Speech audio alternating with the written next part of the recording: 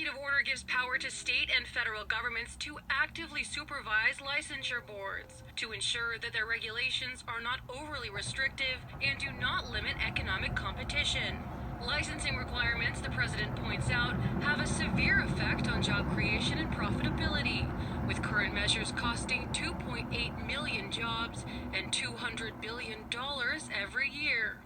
During a fireside chat earlier this month, Labor Secretary Eugene Scalia highlighted the work President Trump has done in reversing the current course of regulatory-induced economic decline and forging an easier path to the labor force for those who want it.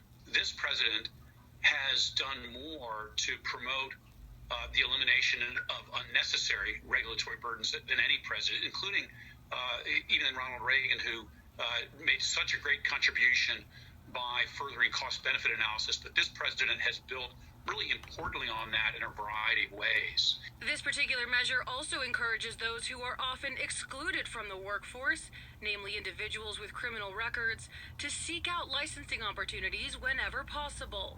Another group that routinely reports finding difficulty entering the local labor force are those in military families, whose constant relocations can make licensing impossible. To solve this, the president outlined a regulatory process that includes a good faith clause, so licenses can follow the worker wherever they land. Why is that important? Well, first, just it promotes liberty. It restrains government intervention from places where it's not needed.